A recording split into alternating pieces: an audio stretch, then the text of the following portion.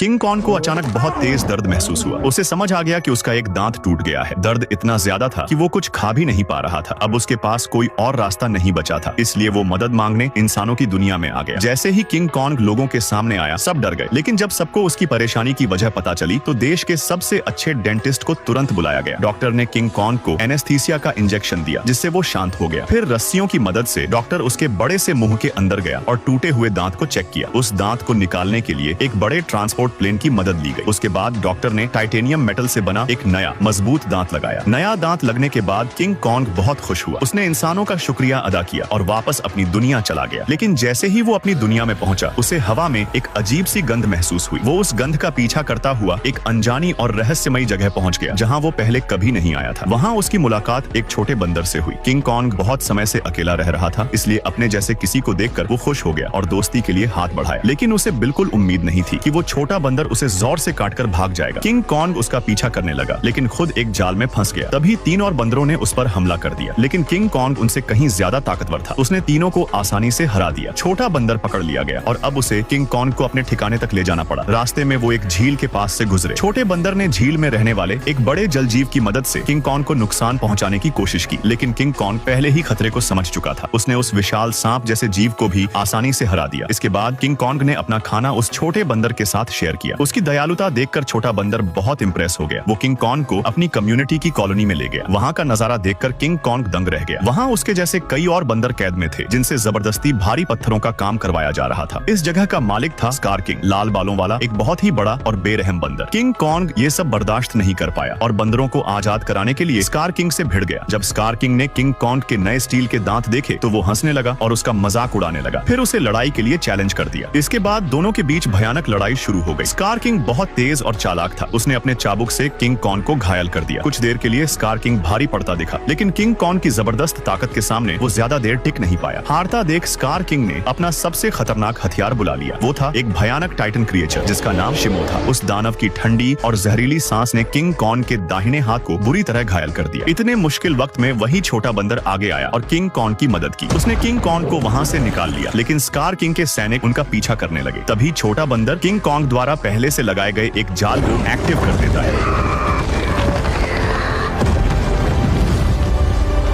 और दोनों अपनी जान बचाकर भाग निकलते हैं। अब बुरी तरह घायल किंग कॉन्ग छोटे बंदर की मदद से एक बार फिर इंसानों के पास पहुंचता है। इंसान फिर से उसकी मदद के लिए आगे आते हैं। वो किंग कॉन्ग को नया हाथ तो नहीं दे पाते, लेकिन एक खास मशीन की मदद से उसके हाथ को पहले से भी ज्यादा ताकतवर बना देते हैं। इस तरह इंसान एक बार फिर किंग कॉन्ग की मदद करके अपना फर्ज निभाते हैं।